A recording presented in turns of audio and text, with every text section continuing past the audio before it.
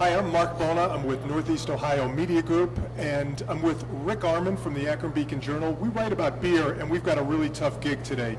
We're taking the Cleveland Brew Bus around to 6 established breweries, and we're starting off with Fatheads here in North Olmsted. And the focus of today's discussion will be Holiday Ale. We're with Mike Sosak, you're one of the main brewers here? Yes, head brewer. So, Mike, tell us a little bit. We're drinking Holly Jolly, and we've got a platter full of the fresh spices that we have here. Tell us what's in it and how the beer is made. Well, we happen to be brewing Holly Jolly today, so it's a good day to stop by. It's a holiday spiced ale. We have 5 main ingredients besides the hops, grain, water, and yeast that obviously are in beer. We have a clover honey that we use. That provides some residual sweetness and some added sugar for fermentation. We have nutmeg, cinnamon, some coriander, and some ginger. Everybody kind of has a different combination of these spices in their beer. The base beer for Holly Jolly is pretty much, it's kind of in an amber brown range, basically a strong ale, about 7.4% ABV on it, and some low IBU, low bittering on it, just enough to balance everything out. Spices are added mostly towards the end of the brew. They add, obviously, your cinnamon flavor and aroma. Coriander's added at the end, gives you kind of a lemony zest nose to the beer. Ginger gives you that ginger bite, a little bit of flavor in there. And the nutmeg obviously rounds things out in that holiday flavor. Well, Rick and I have to pace ourselves, but I'm kind of curious what you get out of this, Rick. I get cinnamon and nutmeg right away. Right. I think the spice is really balanced. It's a good one. I think you hit a home run. What do you get? No, it's the same. I get a really nice balance with the spices, and as you said, they're a little darker. Even I think Mark, were you talking about like a roasted flavor at one point? You kind of a blend of roast, a little bit of caramel in there. Right. We tend to try to dry our beer out a little bit to give you, it's not so sticky, not so sweet, something that you want to go back to and have another pint of. Well, we're on the Cleveland Brew Bus, and we're leaving Fatheads here in North Olmsted, and we are heading to Buckeye Brewing in Cleveland. And we're here with Leslie Basala, is that it? Okay, so Leslie is going to talk about a little bit about the Cleveland Brew Bus, what its mission is, and pretty much it's a way to take people and not only to breweries, but to kind of introduce them about beer styles and the history of beer and to educate them a little bit. Absolutely. We like to say that we are a knowledge and fun tour rather than kind of a party bus. So our goal, not only is to introduce people to some of the amazing beer that's being brewed here in Cleveland, but also to show off the city and to help them maybe understand why they like the particular styles of beer they like, or introduce them to new styles that maybe they haven't encountered before, as well as kind of teaching them the history of some of these breweries and the bios of some of these guys who are brewing all this great beer all over town.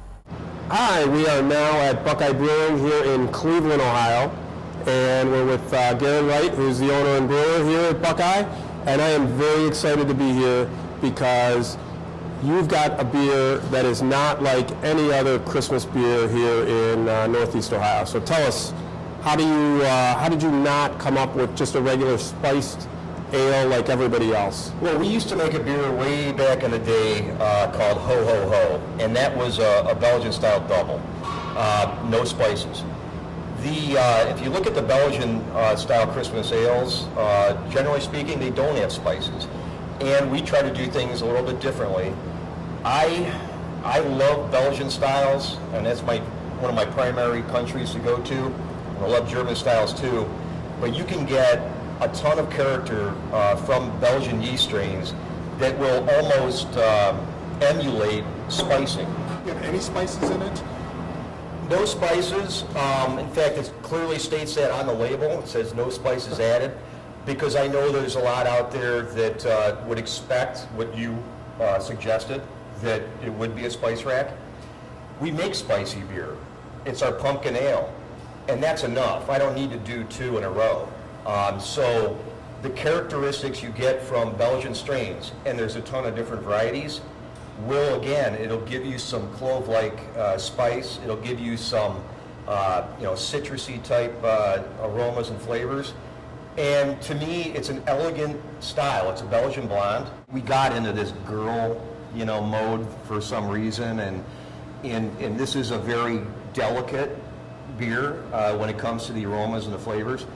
And when you pour this up, it's got a snow white head, and it's just to me, it's a beer that you could actually bring all the way into New Year's Eve because it's got champagne-like characteristic. The seasonality of beer has gotten so tricky.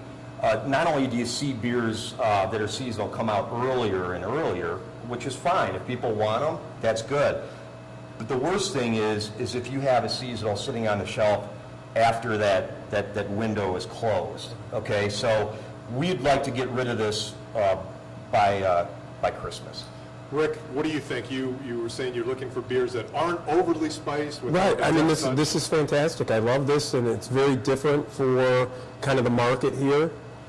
And I think it's great that you're coming out with kind of that Belgian-style Christmas beer when everyone else seems to be falling in line with the spiced ambers, spiced browns. I want to see some breweries break out of the box, do something different, and you're obviously doing it here. We're at Great Lakes Brewing Company with Pat Conway, one of the co-owners and founders. Great Lakes started in 1988, and soon after, they started making a spicy ale called Christmas Ale. And it has pretty much been a cult classic in this city and beyond for a very long time. People line up out the door every year on the debut of it. And Pat, what makes it so special in this city and beyond? Well, I think when we originated the formula back in the early 90s, we wanted something that was very balanced. So it's got ginger, honey, and cinnamon, but there's not one feature that overwhelms the other. They're all pretty nicely balanced. And I think that plus the exclusivity of it, because we only sell it for 8 weeks, has heightened the interest and, of course, of the award-winning taste. How do you feel about being a trendsetter? Because obviously you look around at all the breweries here in Northeast Ohio. Everyone wants to make a Christmas ale, or at least a version of it. Well, I think we're flattered that we, first of all, brought brewing back to Cleveland. This was a huge brewing center in the 1860s. We had 30 breweries. When we first opened, I think there was 3 dozen breweries in the country. Now there's close to 4,000. So I think we were way ahead of the curve, and we did it well. And so the fact that so many other people are jumping on board with their own interpretations of Christmas beer, I think is flattering. In Concourse C, there's a Great Lakes Brewing Company. It's a license agreement. It's somebody else's business, but they can use our name provided they only sell our beer, wear our uniforms, and carry some of our menu items. So I said to the airport officials, if you can get on a plane with a bottle of scotch, why can't you get on with a six-pack? Because you're already through security. And they went, no one ever asked. So now, if you're out in Concourse C at Great Lakes Brewing, you can get a six-pack to go. So this chap was in a couple years ago from California, I think San Francisco. The bartender told me the story. She said the guy came up, he had the full flight of beers, and he said, boy, this is exceptional. And she said, well, that's their Christmas ale. And he said, well, I love them all, but she said, well, this one is only out for a couple weeks. And he said, you're kidding. And she said, and you can get that to go. Well, his face was beaming, and then somebody asked for a beer, and she went, and then she looked back, and he was gone. She went, geez, I thought for sure I had a sale. So she poured another beer or two, and then she looked up, and he had returned. He went and bought luggage to put the Christmas ale in. So he left the bar with like six packs that he took to California, which I thought you can't do with any beer. That's only can be achieved with a cult following. On our 4th stop today of our Holiday Ale Tour, we're at the Brew Kettle here in Strongsville. And if you haven't been to Brew Kettle, here's what you need to know. It's actually 3 places in one. It's a very good restaurant, and they clearly make great beer, and they also have a brew on premise component to what's going on. So people can come in, brew their own beers. It's a great holiday gift. But we're here with the head brewer, Jack Kephart, who's going to talk to us a little bit about Winter Warmer, the holiday ale that Brew Kettle makes every year. Jack, talk to us about the spices that go into this and how it's made. Okay, it's similar to a lot of other Christmas ales, winter warmers that are in the area. It's predominantly ginger and cinnamon, like a lot of the other ones. What differentiates ours from others is the use of orange and lemon peel that gives it a little bit of a citrusy quality, And we also do a late addition of honey to give it a slight honey character. Is it difficult to brew? And I ask that because I'm curious if people come in here for the brew on premise and say, I want to make winter warmer. I mean, do a lot of people ask that? Is it an option, or is it tough to brew? No, it's an option, and it's a really popular, fall. It probably makes up 10 or 15% of our brewing in the BOP. People coming in and brewing their own. Why do you think this style is so popular here in this part of the state? I think you gotta give kudos to Great Lakes. I mean, they launched the ship on Christmas beers around here, and it's just become such a embedded taste amongst the community here that it's very unusual compared to any other places in the country as far as the volume and the amount of Christmas or holiday beer that's drunk. We're now at our 5th brewery here in Northeast Ohio, and we are at Hop and Frog, one of the best breweries in the world, we might say, right? Absolutely. And we were talking about Frosted Frog. And so, Fred, tell us about Frosted Frog. It is a Christmas ale like no other. It captures a lot of the essence of Christmas by using the right spices at the right times. We dry spice it after fermenting. We add a lot of spices in the kettle during boiling. We try to create that Christmas cookie flavor in an imperial nut brown ale. And we have these pretty neat, these are tulip style glasses. Yes. So it retains the head on the beer, but also you were saying beforehand that there's a little bit of an etching involved to keep the aroma, to keep the head going. Explain that a little bit. They call them nucleation points. When there's etching at the bottom of the glass, that causes bubbles to come from those points, and that causes the release of the aroma from the beer. Being a carbonated beverage, that's really an advantage for us. So having a etched glass at the bottom releases more aroma than you normally would have, and it lofts up the great aroma from the spices. I'm getting a really nice brown sugary type of taste, and it feels appropriate to have this in a snifter glass. I mean, this is something you want one of by the fire over the holidays. What are you getting out of it, Rick? No, I mean, it's great. It's kind of a darker flavor that you're going to get than some of the spices. It's a little bit heavier on the spices. It's still balanced, but all your beers are always bold, always in your face, and that's what this is as well, which is really enjoyable. Yeah, ours is 8.6%, and it's very warming. It's perfect for Christmas, along with those spices and the warming properties. It speaks Christmas. We are on our 6th and final tour stop today of our holiday ale trek on the Cleveland Brew Bus. We are in Akron at Thirsty Dog Brewery. We're talking with brewmaster Tim Rastetter today. And the Christmas ale here is called 12 Dogs of Christmas, in keeping with the theme of the brewery. Tim, tell us what goes into this and why is this so tasty? Why is it so tasty? Well, it's a blend of malt and hops, and the hops are designed to match up and go very nicely with the spices that we put in there. We put in cinnamon, ginger, nutmeg, honey, and a secret ingredient.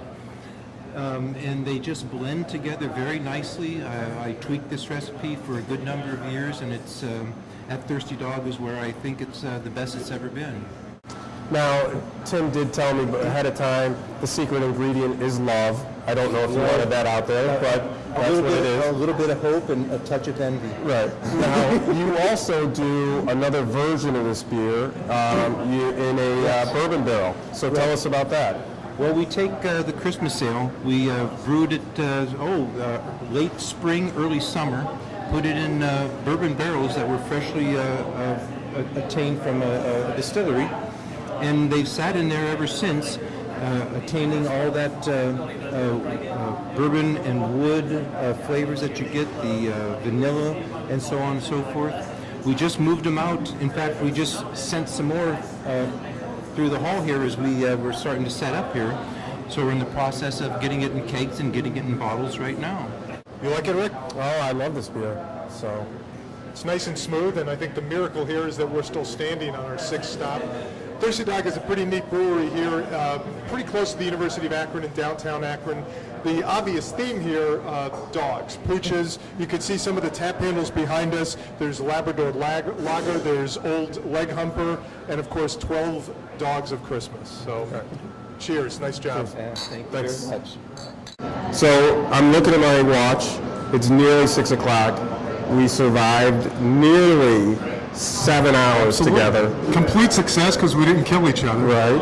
And the most importantly, your palate has not been compromised. We can still taste ales and taste beers. What'd you like today? What did you not like? Well, I mean, I liked basically everything. Everything that we had was a great beer in its own right. The spices might have been a little bit different here, a little bit different there, so it's all up to whoever, whatever you like. You'll enjoy everything that we sampled today. Yeah, the spices there was some variation between them. We chose 6 established breweries to do this first holiday ale tour or trek. The Cleveland Brew Bus folks were great because they stayed sober to drive, and it's always a plus. Right. I liked, we hit good breweries who know how to make good ales, and it was tasty all around. And I'm looking forward to finishing our guide. We're tasting a lot of different holiday ales, all in the greater Cleveland and Akron area. So it's been fun. And I still cannot believe that we got paid to do this today. We got paid to have people shuttle us around and us drink beer. Is this the brewery that I actually throw the beer in your face? Is this the one? That's fine. You want to maybe let's break tradition. You can start being funny today, okay? How about that? Just come up with something new. Pause. No, you put me on the spot. Spot. Rough. It's a rough cut we're doing right now. Cut.